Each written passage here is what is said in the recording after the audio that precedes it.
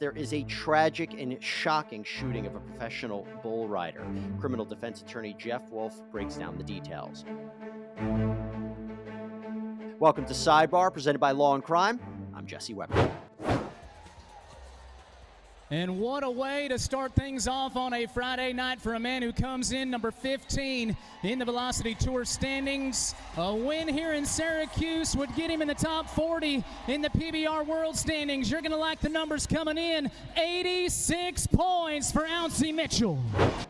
There is a tragic and shocking story that is coming out of Utah right now that we want to talk about. It is the shooting of 27-year-old professional bull rider Demetrius Lateef Allen. He's known professionally as Ouncy Mitchell. He has been shot to death.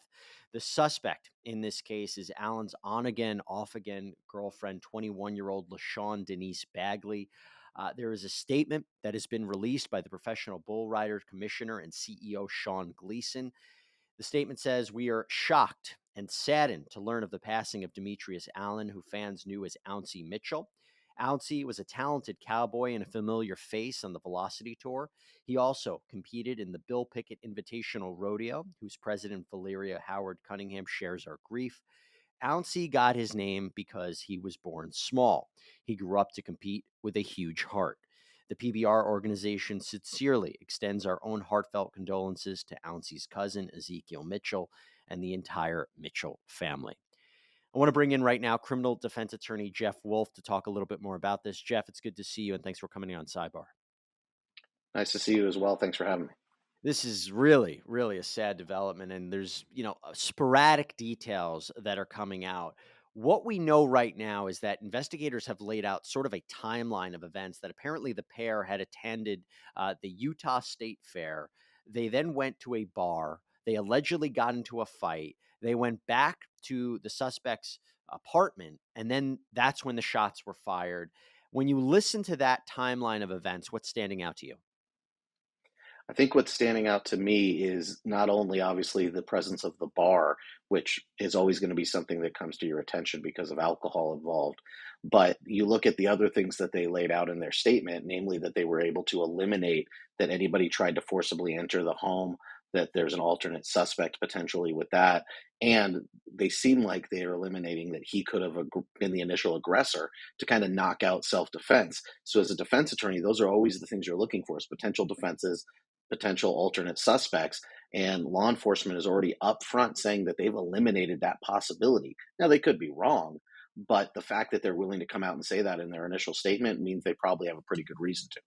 Yeah, let's get a little bit more into that. So right now it's being reported that she was brought up on or arrested on first-degree murder and third-degree felony discharge of a firearm charges. Police say that were, quote, multiple bullet holes in the glass door to this apartment, and, quote, to include bullet impact strikes to an exterior window of apartment 102. The bullet impact strikes all appear to be coming from inside to outside. So that's really interesting, right? That he didn't apparently get shot inside the apartment, but outside. What does that mean? Well, one of the things that they were saying is that he had said he was going to take his stuff and he was going to leave, right? So what I suspect is that we may see something about where these, bullets hit him as one of the next bits of information to be let out. Because if those bullets hit him in the back, then you certainly have one of those "I'm leaving you, the hell you are" sort of situations. And, to say somebody was shot from the inside of the apartment to the outside, that's why it makes it so important to say that there's no forcible entry. You were not repelling an attack to your home. You were shooting somebody outside of your home from the inside. And there's never a case where someone's shot in the back, and that could be self-defense. This suspect could claim self-defense. If you shoot someone in the back, is there any indication? I mean, I would imagine if someone were turned their back and were reaching for a weapon, but if that's not the case, self-defense could be eliminated pretty quickly. Well, defense attorneys can get creative with the best of them. So I'm not going to say there's zero chance, because we can figure something out here. But it certainly is very hard to claim self-defense when you shoot someone in the back. I mean, we've seen there's a lot of police officers in this country that have done that successfully. But, for a member of the general public, not so lucky. You mentioned the bar. You mentioned the introduction of alcohol. How would that change this case, the analysis of it. Because remember, if they did go to a bar, he still went back to her place, seemingly voluntarily. So, what are you thinking of that? Well, alcohol is a factor that can change everything in any case. It changes ability to perceive, it changes behavior. It can make somebody who's, a nice sweet teddy bear into a snarling beast sometimes. And it can make people make decisions that they wouldn't otherwise make. As far as going to her place voluntarily, they're saying he went there to get his stuff. So it sounds like they're insinuating that this is either a breakup or a I need to get out and away from you sort of situation, rather than, went there and some argument ensued there. It almost is they're trying to front load this case to try and repel the arguments that are going to come out of the defense. So, Y- Right. alcohol can change everything. But for both players, right? So, in other Correct. words, and again, this is pure speculation because we don't know all the details yet.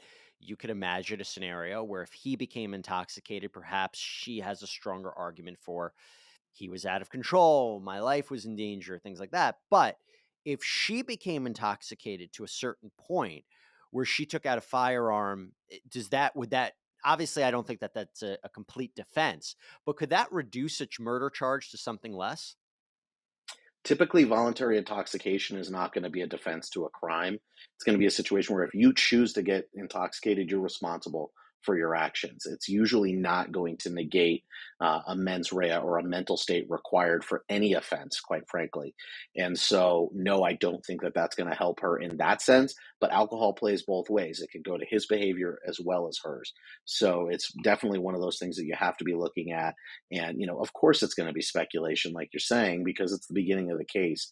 And any good defense, any good investigation starts with speculation, otherwise known as a hunch. So it's going to be something where you need to look at every detail and figure out what you're going to make of it. But alcohol is absolutely going to be a factor for both sides of the case. And I guess I wonder, we cover the Courtney Klenny case a lot here on Sidebar, the OnlyFans model accused of stabbing her boyfriend to death. I mean, just to hear that, I think a lot of people out there always presume that it's the male perpetrator, the female victim, but what we're seeing is this kind of reversal here. And I'm curious, is that just, is there a bias in society about that looking at this, or does this happen a lot more than we realize? Because again, it, for a lot of us, it could just be like, wow, this changes the narrative that we've always seen. So to see this kind of alleged domestic violence incident, what's your take on it? I think there is a bias in society where people think that a woman could never be the perpetrator in a domestic violence case. But anybody that's been doing this a long time, and I've been doing it over 15 years, has heard numerous stories of somebody sitting in a jail cell as a man saying, "I didn't start this. I didn't do this. I was defending myself. I was trying to get away." Whatever it is something that has been a thread through my entire career, that it is not always the male perpetrating against the female. It can be the other side, does not get charged as often.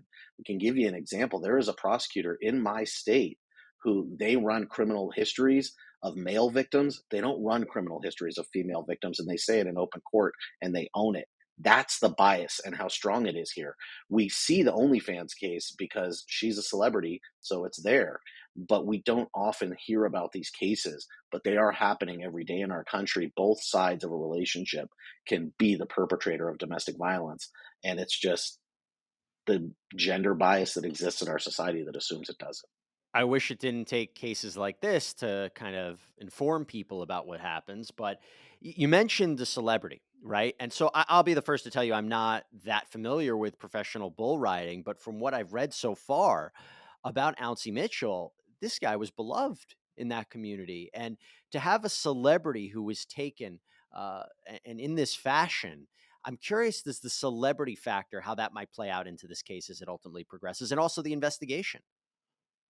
Well, I think it's going to be something where the investigation is going to be taken extremely seriously because he's a celebrity. But at some point, I think, we have to realize that we do not know celebrities, right? You can look in the sports world to look at a case like Steve McNair, beloved family man, MVP of the league, you know, by all accounts, a wonderful person who is suddenly shot dead by his mistress. And everybody's surprised he had a mistress and that it was a long running affair with a home that he had purchased for her.